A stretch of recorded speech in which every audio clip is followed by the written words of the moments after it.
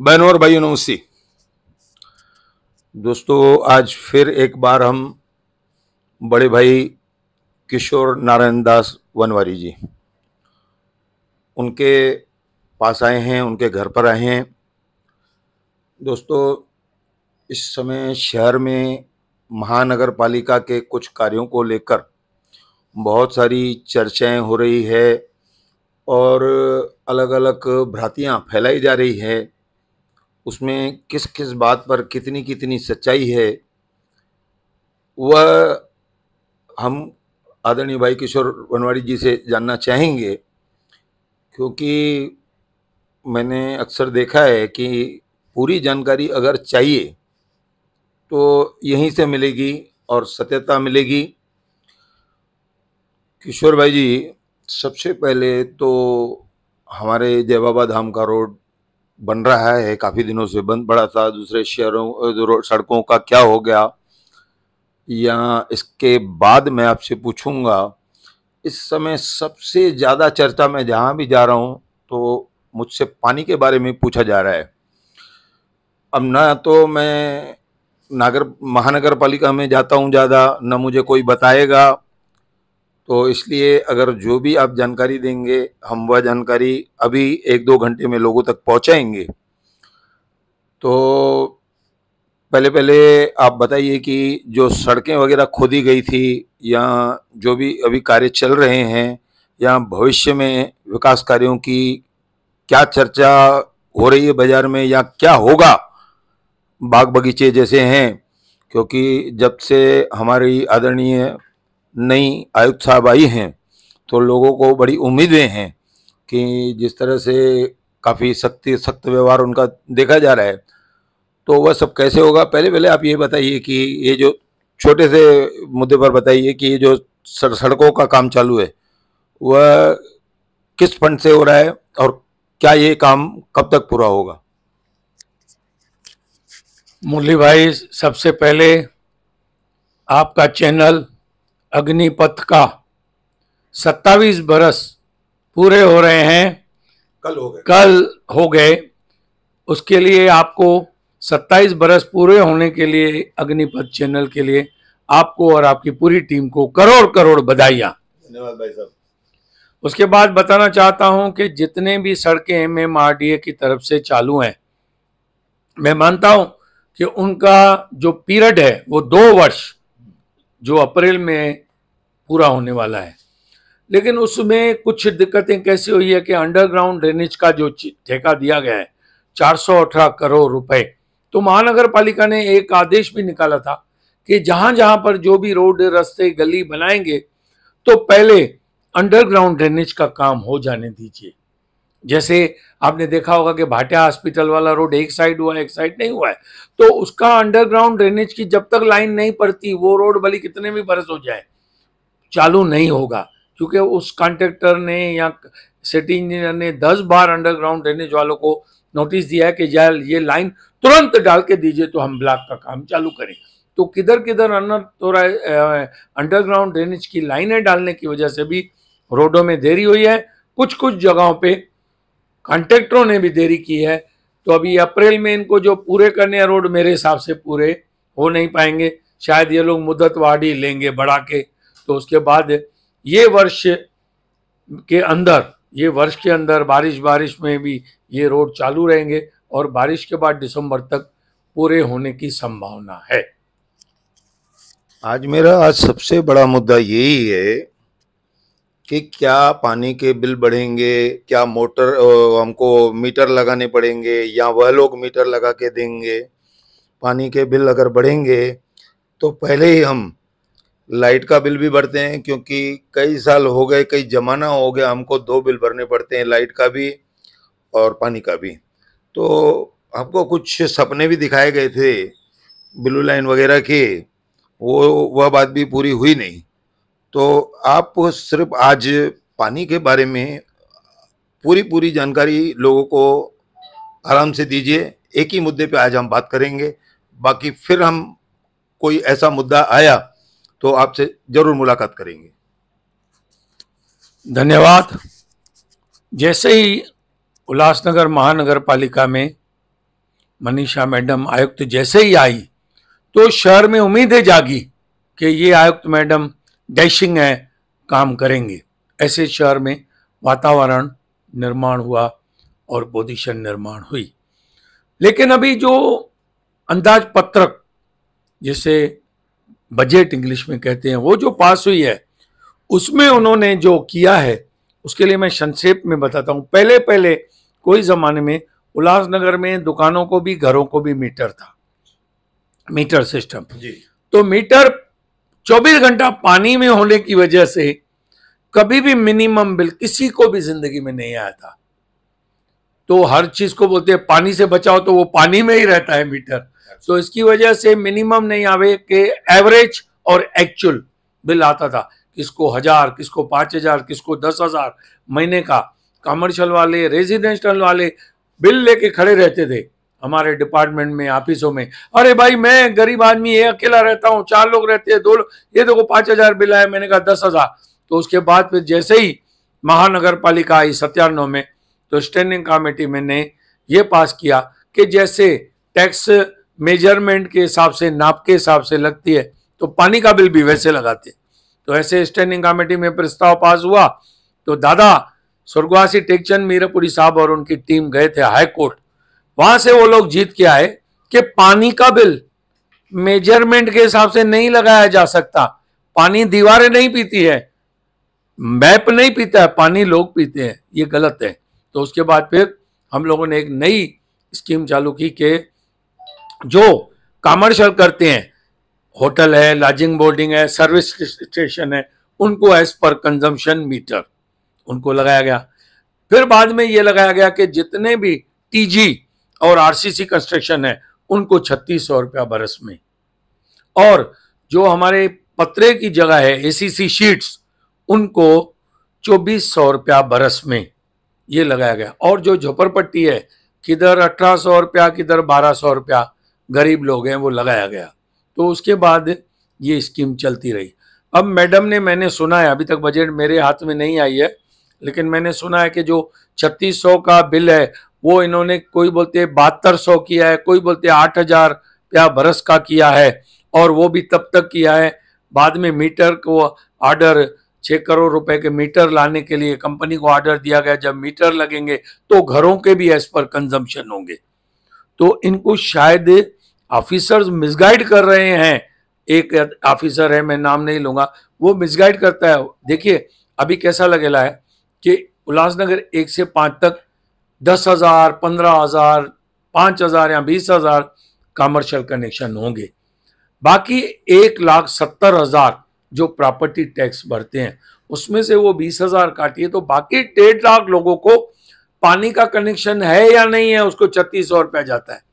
For example, एक society को, मुरली भाई, 40 फ्लैट है, 2 कनेक्शन है, एक पीने का पानी देते हैं, एक टांकी भरने का।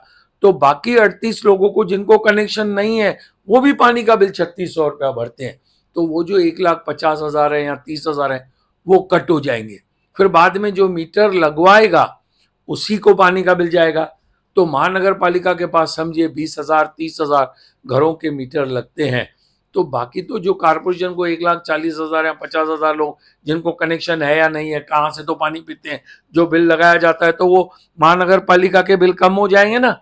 तो महानगर पालिका को मीटर सिस्टम लगाने से घरों में भी फायदा नहीं पड़ेगा, नुकसान होगा। तो ये महानगर पालिका की गलती है। और ये जो बिल बढ़ा रहे हैं, तो मैडम जब पास कर रही हैं बजट, तो हमको 50 काम विकास के बताए, ये करेंगे, ये करेंगे, वो करेंगे। तो विकास ढाकने साहब आए 5-6 महीने, बोले 100 करोड़ 150 करोड़ महापालिका के ऊपर कर्जा है, मैं काम 1 रुपए का भी नहीं करूंगा, कर्जा उतारूंगा। तो मैडम भी भली कर्जा उतारे ना, काम नहीं करे, लेकिन हमारा शहर का विकास करेंगे और हमारे जेब से ही पैसे निकालेंगे, तो ऐसा विकास हमें नहीं चाहिए। तो मेरी विनंती है कि आप 50 से 10-20 काम विकास के कम कीजिए, लेकिन लोगों के ऊपर बोझा मत डालिए। आज के डेट में सिचुएशन नहीं है बोझा बढ़ाने की पब्लिक के ऊपर। 1 लाख लोग ऑन रिकॉर्ड उल्लासनगर छोड़ के गए हैं, तो ये क्या चाहते हैं कि और लोग भी छोड़ के जाएं।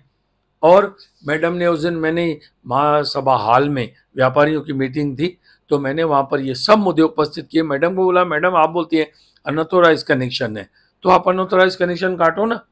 आपका एक अधिकारी है, अनऑथोराइज कनेक्शन डिटेक्ट किया तो किसको 2 लाख, किसको 4 लाख, 5 लाख बिल बना के देता है। तो आप उनके ऊपर एक्शन लो ना, जो अनऑथोराइज कनेक्शन हो तो उसका रेगुलाइज करा के लो या उसका कट कीजिए। लेकिन उल्लासनगर के बाहर से भी कई इलाकों में हमारा उल्लासनगर का पानी जाता है। अब मैं वो डिटेल नहीं दूंगा, लेकिन भर रही है महानगर पालिका बिल, लेकिन उल्लासनगर के हद के बाहर से भी कनेक्शन है। जैसे बीच में हाईवे से आ रहे हैं गांव खेड़े में, ईट भट्टे इधर उधर बहुत अनऑथोराइज कनेक्शन थे, तो वो इन्होंने काटे थे। तो वो भी कनेक्शन जो अनऑथोराइज हैं उल्लासनगर के बाहर वाले लिए हैं, वो भी काटिए। लेकिन उल्लासनगर वालों के ऊपर बोझा ना बढ़ाइए, उल्लासनगर वाले परेशान हो जाएंगे। आपने, हमारे विकास डाकने साहब ने कहा था कि मैं खाली लेटरिन रिपेयरिंग करूंगा, कलवर्ट्स करूंगा और गार्डनों का करूंगा, तो वो आप करना चाहें तो वो कीजिए। लेकिन अभी 50 कामों में से जितने भी कम करने पड़े कीजिए विकास के काम, लेकिन शहर के ऊपर बोझा नहीं बढ़ाइए। जो अंडरग्राउंड ड्रेनेज के काम चालू हैं, MMRDA के रोड चालू हैं, वो पूरे कीजिए। हमारे बाकी के आज तक मैंने सुना है जितने भी कमिश्नर हैं डेली मीटिंग करते हैं, स्टैंडिंग कमेटी हाल में ये मीटिंग है, जनरल बॉडी में हाल में ये मीटिंग है। वो डेली मीटिंगें करके या स्टाफ को इधर से उधर, उधर से उधर, इधर से उधर बदली करके कोई समाधान नहीं होने वाला है। स्टाफ की उसकी बदली कीजिए जिसकी कंप्लेंट हो। तो बाकी जो कमिश्नरों ने आज तक किया है मैडम, वो रिपीट ना करके, जैसे खुद घूमती है रिक्शा में भी, तो ऑफिसर जो AC चेंबरों में बैठे हैं उनको बाहर निकाले, वो राउंड देवे। पाखले की आज एक कॉन्ट्रैक्टर, उसकी करोड़ों रुपए की गाड़ियां भाड़े पे ली जाती हैं बरस में, वो वेस्ट होती है। तो वो खाली ऑफिसर को छोड़ के बाकी को जो लोग गाड़ियां लेके घूमते हैं, वो करोड़ों रुपए, अरबों रुपए जो बिल निकलता है बरस में भाड़े के गाड़ी। मैडम अंकुश लगाए, जो वेस्टेज ऑफ मनी हो रहा है, जो फिजूल खर्ची हो रही है, उनके ऊपर कंट्रोल रखेंगे तो बहुत अच्छा होगा। मैंने भी शुरू में बहुत सालों के बाद ऐसे ऑफिसर देखे जो हमारी मैडम आई हैं, तो ऐसे कम ऑफिसर हमारे पास आते हैं, जो आए उनको भगा दिया गया। अब ये है कि हम भी चाहेंगे शहर का कुछ विकास हो, जो लोग अभी तक देख रहे हैं कब विकास होगा, कब होगा, कब होगा। तो ये जो आप बोल रहे हैं जो गाड़ियां बेवजह खड़ी हैं, या एक चीज़ मैं और भी इसमें जोड़ूंगा कि मेरे को ऐसा लगता है कि बहुत सारे स्थानों से आज भी मनपा को टैक्स नहीं आती है। मेरे को ऐसा लगता है, और ये हकीकत है, कि अगर सबकी जांच हो और एक जैसा सबको देखा जाए तो बहुत सारी टैक्स हमको वहाँ से भी आ सकती है। हमारी आदरणीय उपायुक्त प्रियंका राजपूत जी, उन्होंने जब टैक्स बढ़ाने की बात कही और जिनको ऑब्जेक्शन था, तो मैंने उस समय उनको बताया था कि बहुत सारे लोगों के पास टैक्स जाती नहीं है। आप उन सब चीज़ों को देखेंगे, और हमको आपने न गार्डन बना के दिए हैं, न बगीचे बना कर दिए हैं, बगीचे मतलब सड़कें बना के दिए हैं, न हमारे पास पानी बराबर आता है, उसके बाद भी हमारी टैक्स आप बढ़ाएंगी। ये बात मैंने कही थी। उन्होंने कहा ये चीज़ बाद में देखेंगे। अरे भाई, ये चीज़ बाद में क्यों देखेंगे? ये तो महत्वपूर्ण मुद्दा है कि लाखों करोड़ों रुपए हमको वहां से मिल सकते हैं, और वो किसके जेब में जा रहे हैं आज भी क्या अधिकारियों को मालूम नहीं है कि ये टैक्स हमारी यहाँ पे रुकी हुई है। अब दूसरा मुद्दा मेरा ये है कि मेरे को याद है यहाँ तक कि 85-84 तक कि जब हम इसी शहर में रहते थे, उन्हीं मकानों में रहते थे, हालांकि आज पब्लिक बढ़ गई है, अलग बात है, तो हर आधे घंटे में 1 घंटे में हमारे घर में पानी आता था। जिसको भी जब नहाना है पानी रहता ही था। अब वो हमारे पास से, जैसे हमको बिल्लू ने बताई कि भाई आपको हम 24 घंटे पानी देंगे, बिना मोटर के देंगे। उस समय भी सड़कें खोद दी गई, जो बेचारे दुकानदार खुद बनाते हैं। दुखदायी बात है, किसी की सुनवाई नहीं है। ये बड़ी चीज है। एक ऐसे काउंटर होनी चाहिए जहां पर लोगों की सुनवाई हो कि किसने क्या शिकायत की है।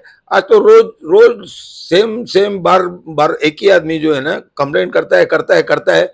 बहुत सारे लोग आपके पास आते हैं जान खाने के लिए कि भाई ये नहीं हुआ। मैं देखता हूँ ये सब चीजें, और आप लोगों को धन्यवाद है इसके लिए कि आप लोग इतना सहते हैं कि बार बार वही चीज 10 आदमी वही चीज आके पूछते हैं आपसे। उन चीजों पर भी ध्यान देना चाहिए कि आखिर हमारा पानी गया कहाँ। कुछ लोगों को कई स्थानों पर, मैं ये भी हकीकत बताता हूँ कि 4 घंटे पानी आता है, किसी के पास आधा घंटा आता है, किसी के पास 1 घंटा आता है, किसी के पास 2 दिन पानी नहीं आता है। ये भी बड़ी समस्या है। तो इन सब चीजों पर भी जो हमारे पानी विभाग के अधिकारी हैं और लोगों की कुछ सुनवाई हो। लोग उनसे उनके पास नहीं जाते, डरते आपके पास आते कि भाई साहब पानी नहीं आया, पानी नहीं आया। मैं खुद पूछता हूँ, मेरे पास किसी का कोई नंबर नहीं है, मैं पत्रकार होकर के आज 27 साल मैंने पूरे कर लिए। तो झूठी बातें, भ्रामक बातें, और उसी उसी स्थिति में हम चल रहे हैं। पीछे आ गए हम लोग, गांव बन गया हमारा शहर। तो किशोर भाई साहब, आप एक बार फिर से आराम से लोगों को समझें कि पानी की स्थिति कैसी होनी है माने आगे। एक थोड़ी सी उनको जानकारी होनी चाहिए कि क्या हो सकता है। 70 करोड़ रुपए का अमृत योजना के तहत दिल्ली गवर्नमेंट से पैसे आए थे।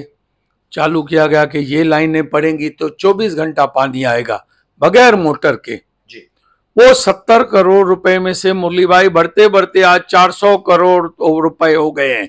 इस बजट में भी शायद 70, 80, 83 करोड़ का ठेका फिर उसी कंपनी को देने वाले कि बाकी रह लाइनें डालो। 24 घंटा पानी पहले आता था पुरानी लाइनों में। ये जो लाइनें डालने के बाद कोणार्क ने डाली है, उसके बाद लोग त्राहिमाम आधे घंटे के लिए पानी के लिए तरसते हैं। आज 5 नंबर में पानी और 4 नंबर में अल्टरनेट डे है।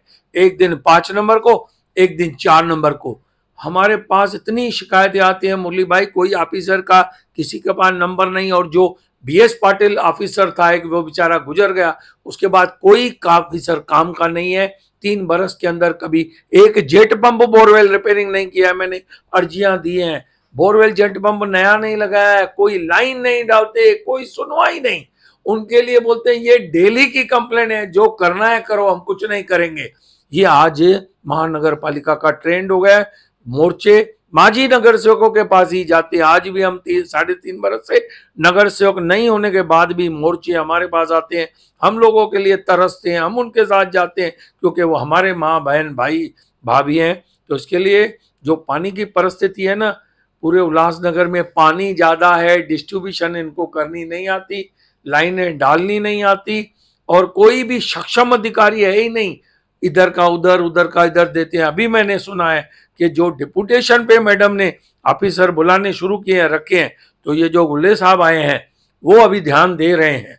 लेकिन उनको भी नहीं घूमना चाहिए। वो बोलते हैं मुझे जानकारी नहीं। पहले तो जो भी ऑफिसर आता है 6-12 महीने तो जानकारी के लिए मांगता है कि 6-12 महीने ठहरो, पहले मैं समझूं।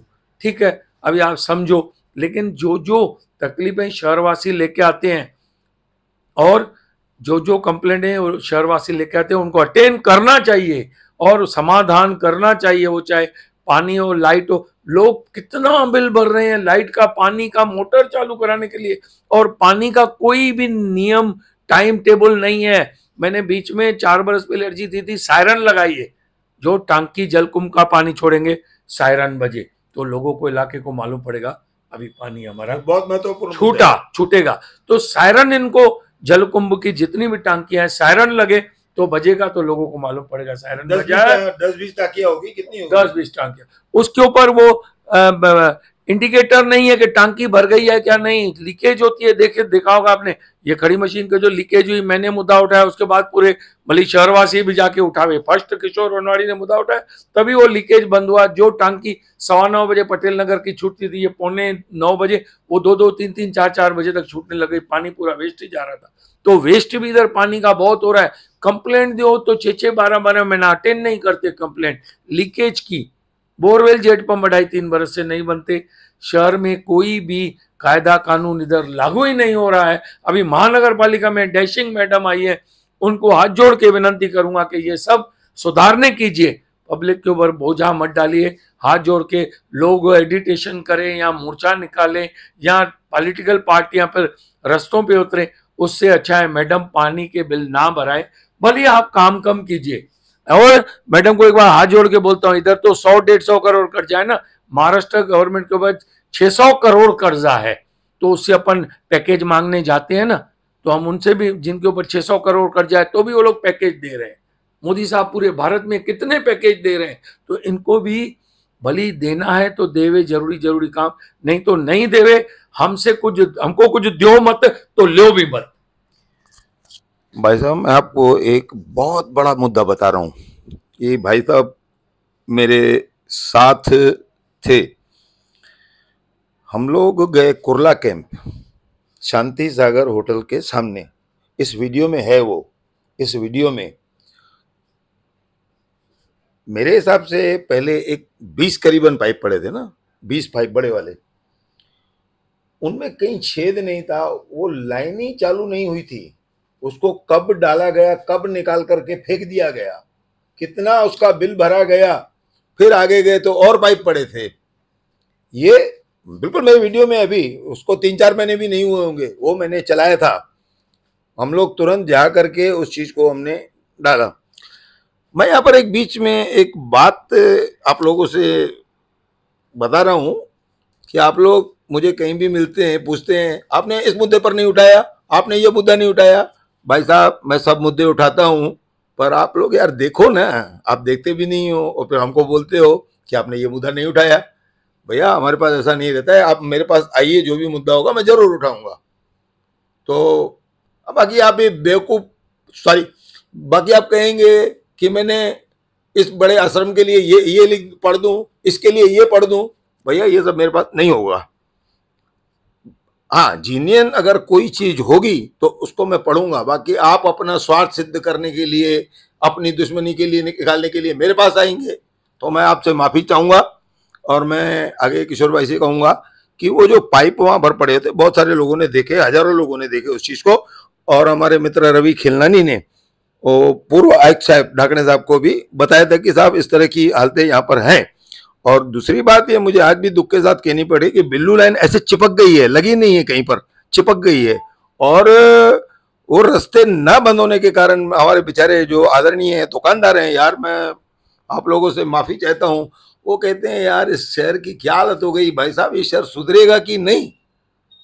अब मैं एक बड़ी बात बताता हूँ, अमरनाथ में कल हम वहां से गुजरे तो वहां पर आयोलाल झूलेलाल की धुन लगी हुई थी।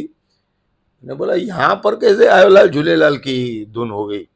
तो मैंने देखा कि बहुत सारे जो हमारे यहाँ से परिवार गए हैं, वहाँ के लोग उनको बड़ी सुविधाएं देते हैं। मैं आपको ये बताता हूँ, बड़ी सुविधाएं देते हैं, उनको बना के देते हैं कुंड। कोरोना में भी उनको बना कर दिए गए, है ना, वेरी गुड। उनको दिए, चालिया साहब मनाने के लिए दिए। हमारा तो चालिया साहब का दरवाजा भी बंद कर दिया गया, हमको उधर जाने ही नहीं दिया एकदम बिल्कुल से। तो ये बड़ी दुखद बातें हैं शहर में। तो आखिर इस शहर का रखवाला कौन है, किसकी सुनेंगे, किसकी चलेगी, कुछ समझ में नहीं आता है। तो किशोर भाई आप और कुछ कहना चाहेंगे? बस मैं मैडम को ये कहूंगा कि उल्लासनगर में 6-8 लोग, जितने भी लोग रहते हैं सब रिस्पेक्टेड हैं, लेकिन कुछ लोग जो एक दूसरे के खिलाफ कंप्लेंटें करते हैं, मैं इंग्लिश में कहूंगा प्रोफेशनल ब्लैकमेलर, उल्लासनगर में कुछ परसेंट हैं जो एक दूसरे उनकी कंप्लेंट, उनका धंधा यही है।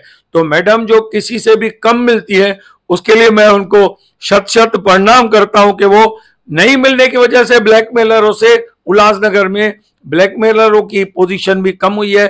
कोई किसके खिलाफ, कोई किसके खिलाफ, कोई किसके खिलाफ है ही है।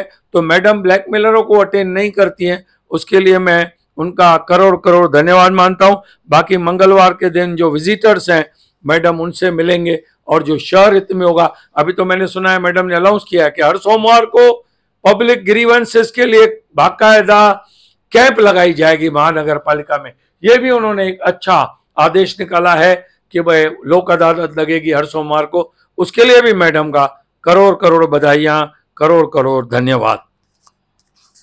किशोर भाई ये चीज को मैं आगे बढ़ा रहा हूं कि सबसे पहले तो अगर इस वीडियो में किसी ने कोई अपनी तरफ से ना समझे, ये जो शहर का दुख है वह हमने यहाँ पर दिखा रहे हैं। और अगर कोई गलत समझता है तो मैं उनसे पहले ही क्षमा चाहता हूँ, बाद में मुझे क्षमा नहीं मांगनी चाहिए, तो मैं इसलिए पहले ही मांगता हूँ। मेरे पास एक दुबई के मित्र मिले, मित्र नहीं थे, कहीं पे खड़े थे, बोले अंकल हम आपकी वीडियो देखते हैं। तो बोले वो आप माफ़ी मांगते हो ना, वो हमको बहुत अच्छा लगता है। भाई साहब गलत है तो हमको यही करना है, गलत है तो उसको मैं वहीं पर खत्म करना चाहूंगा, उस बात को आगे बढ़ाना ही नहीं चाहूंगा। तो मैं भी आपसे अगर कुछ लगा हो तो मैं माफी मांगता हूँ। और मैं आपको एक बात बताऊं, किशोर भाई ने कही ना कंप्लेंटों की बात, उसमें मेरा वो जो कंप्लेंट करते हैं या लिखते हैं, या मैं समझता हूँ वो भी उनको अभी बुरा लगेगा, कल मेरे लिए भी चला देंगे। तो मैं ये कहूंगा कि भाई साहब किसी के पर्सनल मत जाओ। बस किसी को कैंसर हो गई है, किसी का फलाना देहांत हो, ए भाई मत बोलो यार, उनके घर में दुख है और आप ये सब चीजें मत करो। लड़ो उनसे, सामने लड़ो, मैं आपको मना नहीं करूंगा। मैंने दो लोगों को पहले भी कहा था कि भाई साहब मैं जब न्यूज पढ़ता हूं और आप नीचे कुछ भी लिख देते उसके खिलाफ, आपको उनसे क्या लड़ाई है, आप लड़िए। मेरा न्यूज खराब करोगे तो मैं आपके पीछे भी लग जाऊंगा फिर।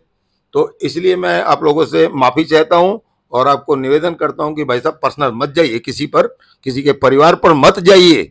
लड़ाई जिसके साथ है उसके साथ लड़ो, उसके लिए मैं आपको मना नहीं करूंगा। ऐसा कहकर मैं धन्यवाद कहता हूं। I am sorry.